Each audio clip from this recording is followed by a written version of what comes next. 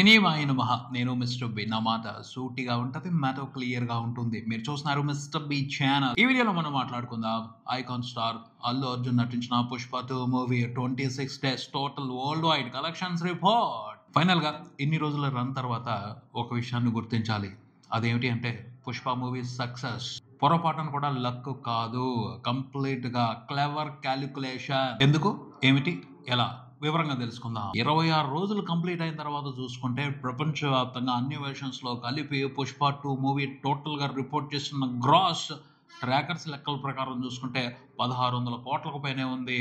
Movie team లెక్కల ప్రకారం అయితే 1760 కోట్లకు పైనే ఉంది. టోటల్ గ్రాస్ నెంబర్ల సంగతి ఎందుకులే గానీ ప్రాఫిట్ సంగతి మాట్లాడుకుందాం, షేర్ సంగతి మాట్లాడుకుందాం. షేర్ చూసుకుంటే సినిమా 800 కోట్లకు పైన రిపోర్ట్ చేసింది ప్రపంచవ్యాప్తంగా అన్ని వెర్షన్స్ లో కలిపి. సినిమాకి జరిగిన ప్రీ రిలీజ్ బిజినెస్ చూసుకుంటే అన్ని వెర్షన్స్ లో కలిపి టోటల్ గా జరిగిన నెంబర్ 620 కోట్లు. సినిమా 26 రోజుల్లో 800 కోట్లకు పైన షేర్ చూసింది అంటే బిజినెస్ జరిగిందేమో 620 కోట్లు. అంటే సినిమాతో వరల్డ్ వైడ్ అన్ని రకాలుగా బిజినెస్ తో ఇన్వాల్వ్ అయి ఉన్న వాళ్ళు, థియేట్రికల్ బిజినెస్ వరకే ఇన్వాల్వ్ అయి ఉన్న వాళ్ళు చూసిన లాభం 180 కోట్ల వరకు ఉంది. టోటల్ గా అందరూ కలిపి అంతే కదా, పెట్టిన పెట్టుబడి వెనక్కి వచ్చేసి దాని మీద ఏదైతే మిగులుతుందో దాన్ని లాభం అనే కదా అంటారు. 'పుష్ప 2' మూవీకి కూడా అలాగే లాభం ఓవరాల్ గా 180 కోట్లు కనబడుతుంది.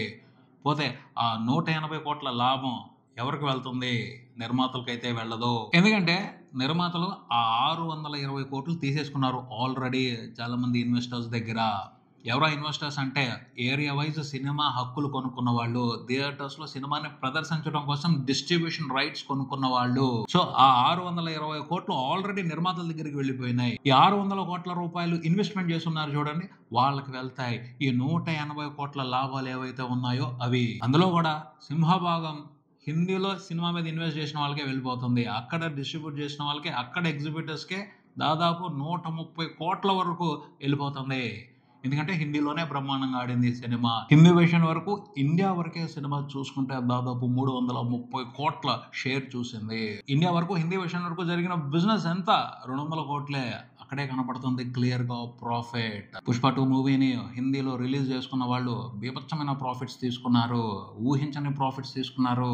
అది లక్ కొంతవరకు వాళ్ళకి. కానీ మిగతా ఏరియాల్లో 'పుష్ప 2' మూవీతో బిజినెస్ లో ఇన్వాల్వ్ అయి ఉన్న వాళ్ళకి లక్ తగలలేదు, జాక్ పాట్ కుదరలేదు. 'బాహుబలి 2' మూవీకి చూసుకుంటే సినిమాకి ఓవరాల్ గా 1800 కోట్లకు పైన గ్రాస్ వచ్చింది. ప్రాఫిట్ చూసుకుంటే అంటే సినిమాతో బిజినెస్ లో ఇన్వాల్వ్ అయి ఉన్న ఎగ్జిబిటర్స్, డిస్ట్రిబ్యూటర్స్ అందరూ చూసిన ప్రాఫిట్ మొత్తంగా కలిపి 500 కోట్లకు పైన ఉంది.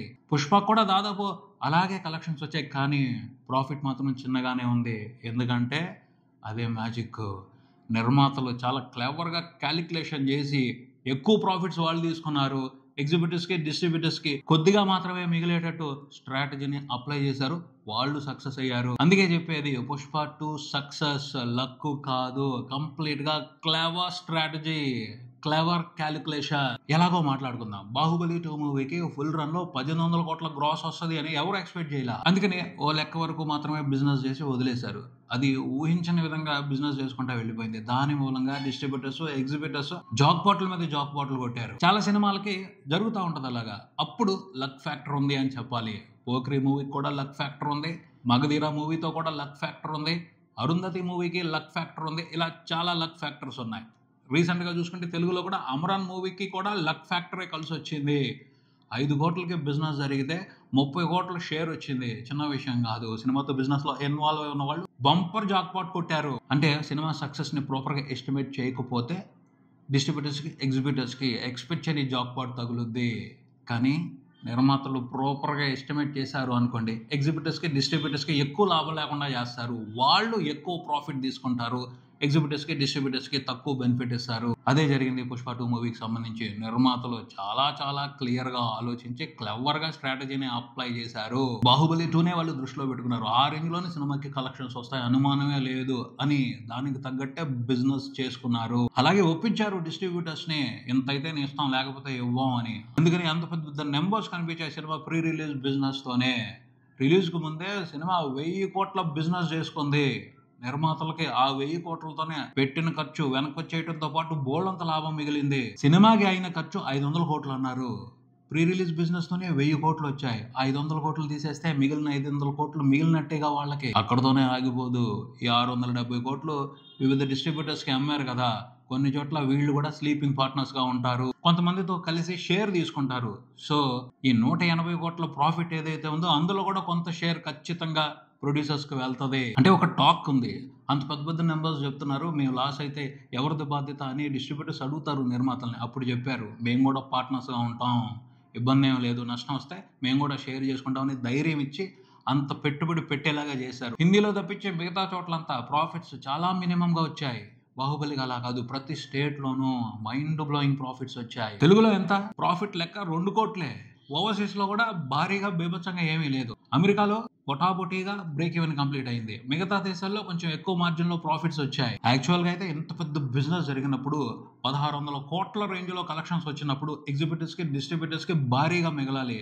కానీ నిర్మాతలు ప్రాపర్ క్యాలిక్యులేషన్ తో ఉండటం మూలంగా, క్లెవర్ గా స్ట్రాటజీని ఇంప్లిమెంట్ చేయడం మూలంగా ఎగ్జిబిటర్స్ కి ప్రాఫిట్ రేంజ్ తగ్గింది.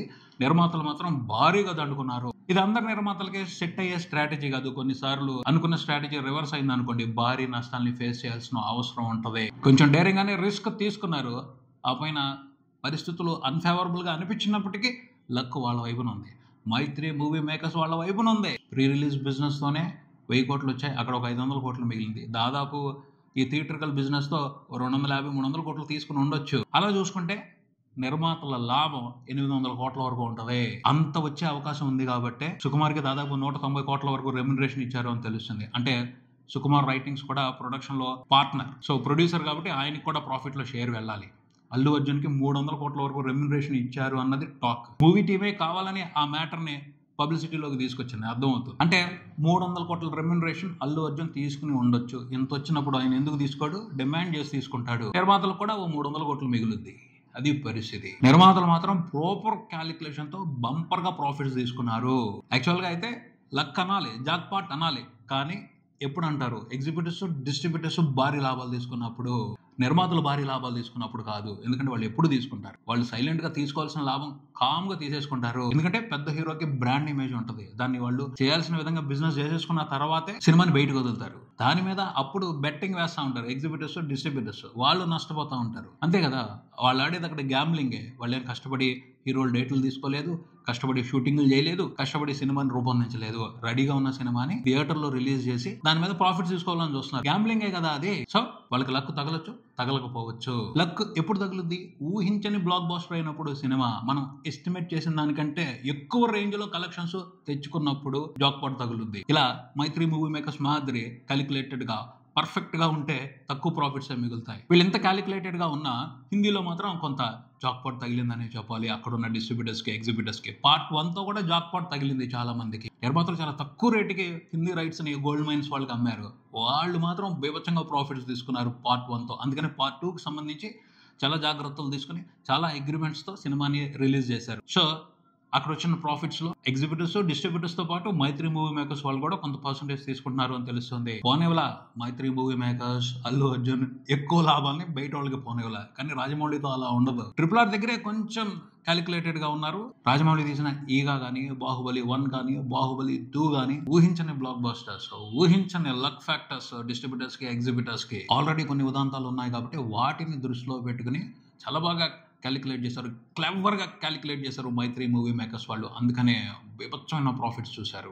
కాకపోతే ఆ సినిమా కోసం వాళ్ళు గట్టిగా పెట్టుబడి పెట్టారు, వెనక ముందు ఆలోచించుకోకుండా పెట్టుబడి పెట్టారు, వెయిట్ చేశారు, ఎన్నో రఫ్ ఫేజెస్ ని దాటారు, టఫ్ సిచ్యువేషన్స్ ని ఫేస్ చేశారు, అంత కష్టపడ్డారు, రిస్క్ తీసుకున్నారు, సాహసం చేశారు. సాహసానికి తగ్గట్టే తెలివిగా ఉన్నారు, అందుకనే భారీగా ప్రాఫిట్స్ తీసుకున్నారు అని చెప్పాలి. చూసుకుంటే కొంతమంది ఇప్పటికే ఆంధ్రప్రదేశ్ లో కొన్ని చోట్ల బ్రేక్ ఈవెన్ కంప్లీట్ అవ్వలేదు, బయర్స్ కి లాస్ లో ఉన్నాయి అని మాట్లాడుతున్నారు. ఎందుకంటే ఇదే రీజన్, నిర్మాతలు చాలా ఎక్కువ అమ్మారు, అక్కడ మార్కెట్ రేంజ్ కి మించి రైట్స్ అమ్మారు, అందరూ కొనుక్కుంటున్నారు అనుకుంటున్నారు. కాకపోతే కొన్ని చోట్ల నిర్మాతలు పార్ట్నర్స్ గా ఉన్నారు, స్లీపింగ్ పార్ట్నర్స్ గా ఉన్నారు.